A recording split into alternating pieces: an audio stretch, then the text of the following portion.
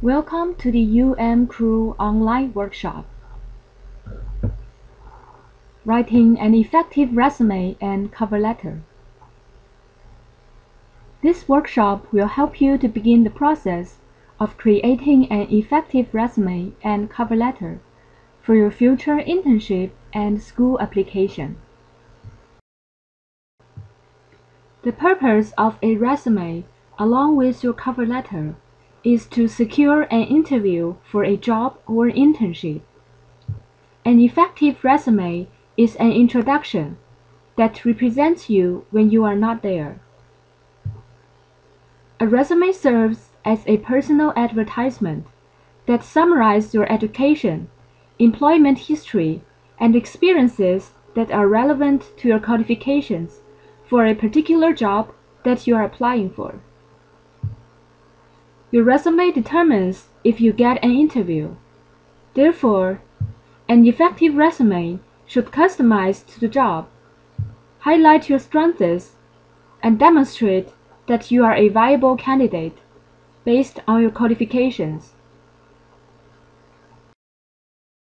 Employers look at your resume for an average of 30 seconds. To this end, your resume should be clear, concise, and easy to read.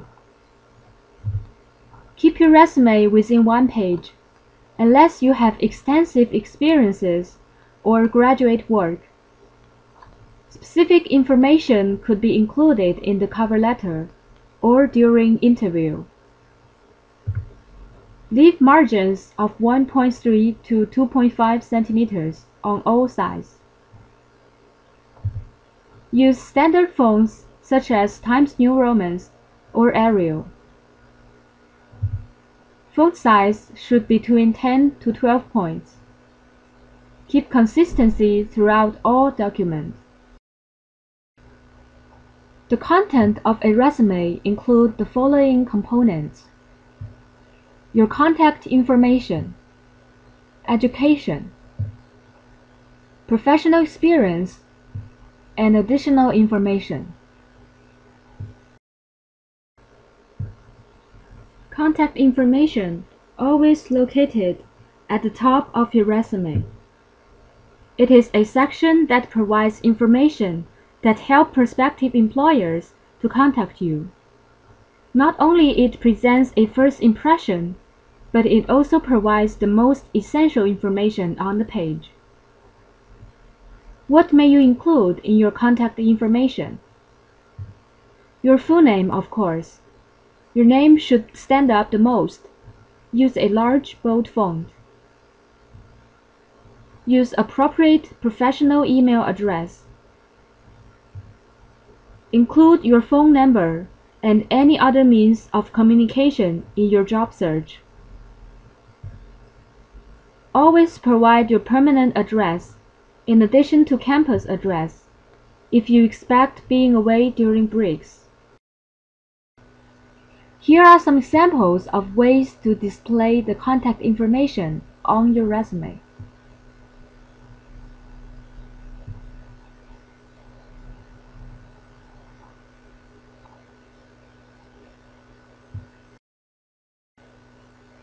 In the education section, it emphasizes your educational background or formal training programs you have attended. This information is one of your key credentials for you to apply for an internship or entry-level positions. The purpose is to persuade employers your educational background is relevant to the job and providing evidence of your qualifications. The education section will include information of the schools you have attended, name and location of the school, actual or anticipated date of graduation, which degree was obtained or will be obtained, and details about your major. Include GPA if it is 3.0 or higher. Listing of relevant coursework or certifications obtained could add to qualifications when lacking of significant experiences. Let's take a look at the following examples of the education section.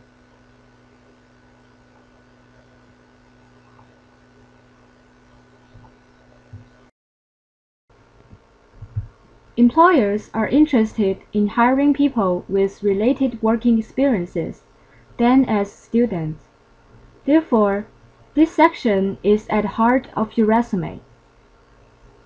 In this section, you are given the opportunity to present information about your working experiences and to prove that you are qualified for the job.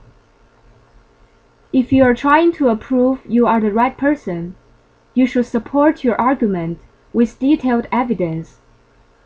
What you need to do is prove your ability with examples drawn from experiences.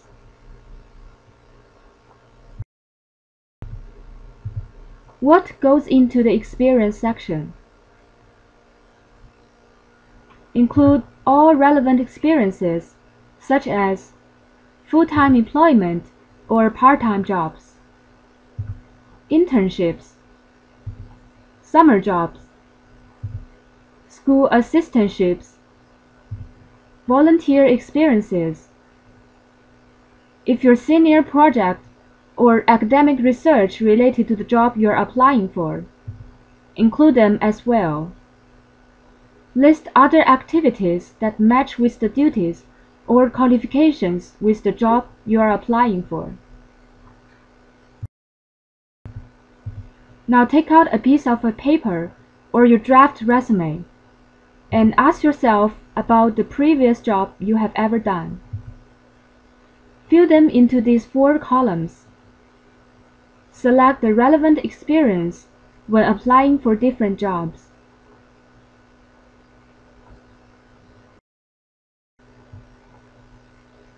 When listing your working experiences, you should list your experience in chronological order. Begin with the most recent experiences. For each experience, provide the title of the position, the name of the company, the location, and dates of employment.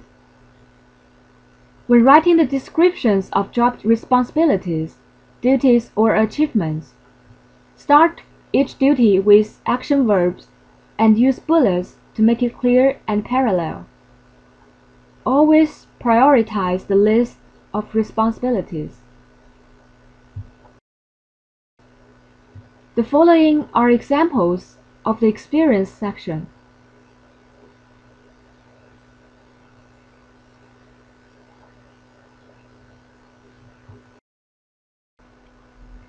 Another component you wish to highlight is relevant skills, honors, and activities. Additional information usually displayed at the last section on the page. In this section, you will emphasize your participation in relevant activities and honors you have received.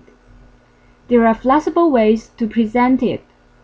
For instance, you can list relevant or technical skills, such as computer skills, foreign language fluency, honors and awards, or leadership activities and memberships.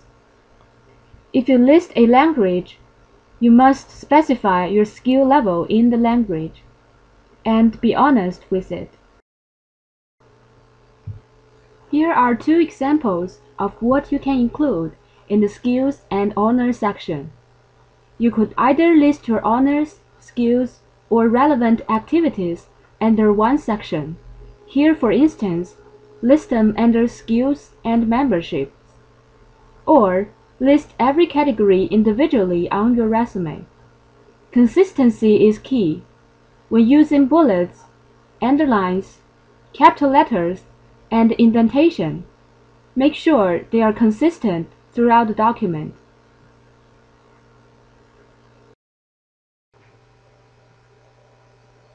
Let's take a look at a finished resume. A resume with all its components. Your contact information is located on top of your resume, followed by your education and work experiences. When listing your work experiences, Make sure you provide the name of the company, date of employment, your position, and job responsibility. Use appropriate language and start every description with an action verb. Use visual design when developing the layout of your resume. Coordinate with other sections in order to build a consistent presentation. Tailor-make your resume for each job of which you are applying.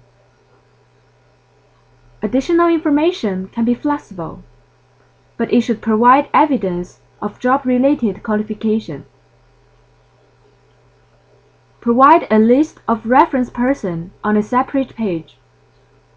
List professional contacts who have direct knowledge of your skills and qualifications. Faculty, former employers, and internship supervisors could be included as referees.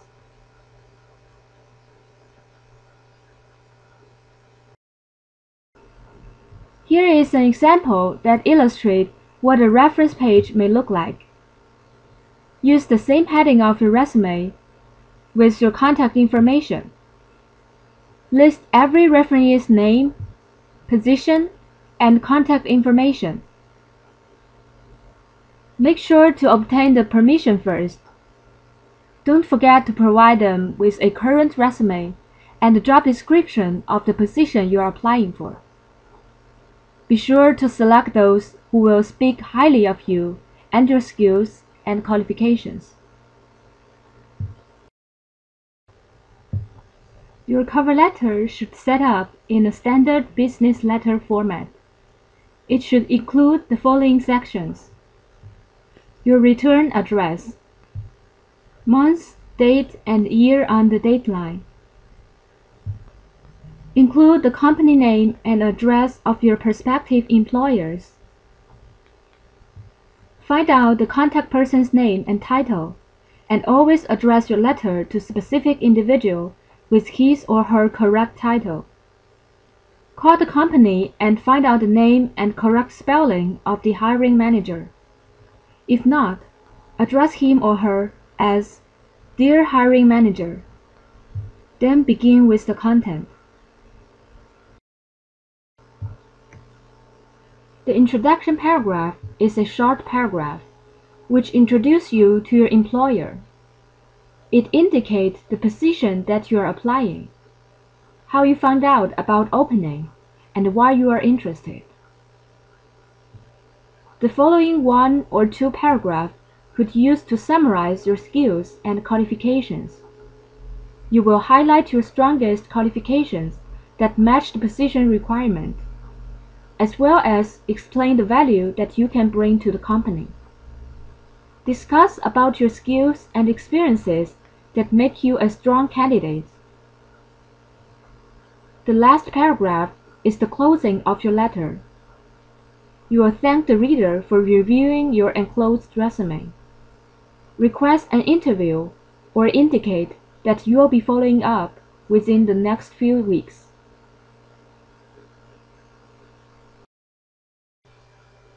Let's take a look at the sample cover letter and go through each paragraph together. In the salutation part, try to find the name of the appropriate person to write to, if possible. If not, address him or her as "Dear Hiring Manager."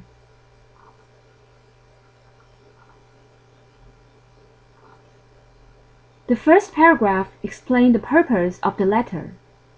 In the beginning of the letter, she states the job she's applying for and why is she applying to this company. She also states when she's available to start and end the placement.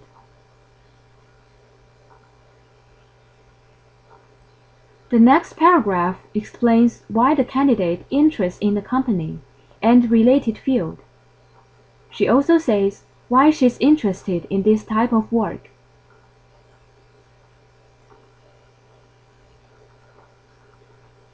The third paragraph summarizes applicants' strongest qualifications and how they might be an advantage to the organization.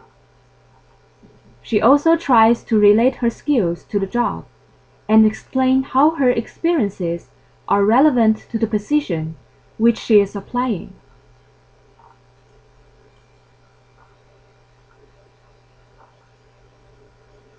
The last paragraph is an action plan.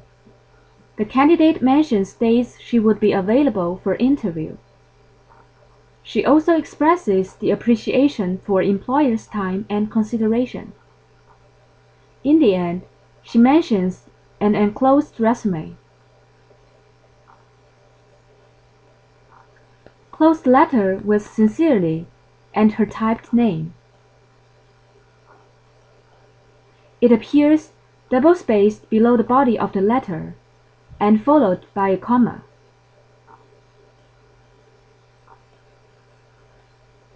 Her typed name appears triple-spaced after that. Before you start writing your own cover letter, organize your thought. Read the job description and think about the skills and qualifications that are important in order to be effective in that role. This letter is a marketing tool. When you write your cover letter, highlight aspects about your background and personal character that demonstrate you are the best fit for this position.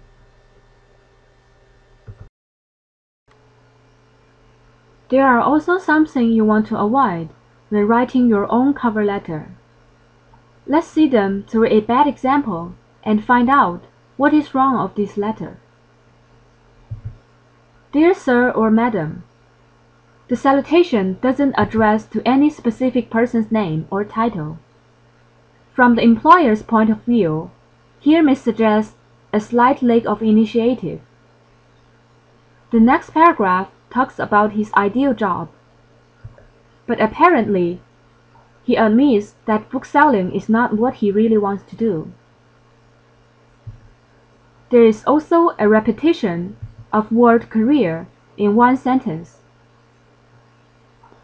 The third paragraph talks about his work in retail, modules he's been studying, and his personal interests, but none of them are relevant experiences. Moreover, he doesn't mention any experiences of working in teams or serving customers. The below paragraph has spelling mistakes, which means he hasn't used a spell checker or he hasn't proofread his letter. Both resume and cover letter need to be proofread and spell checked before sent in order to avoid spelling mistake or typo.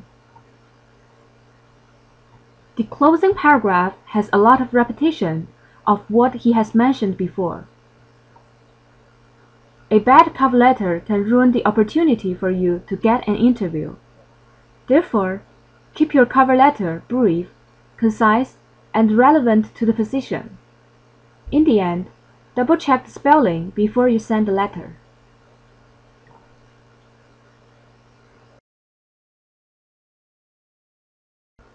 Here are some references that you may find useful.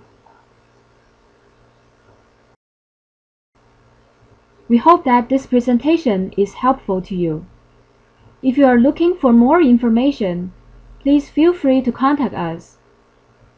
If you wish to talk to our crew writing tutors, simply stop by crew during our working hours, or reach us by call our hotline, email to crew, or visit our website.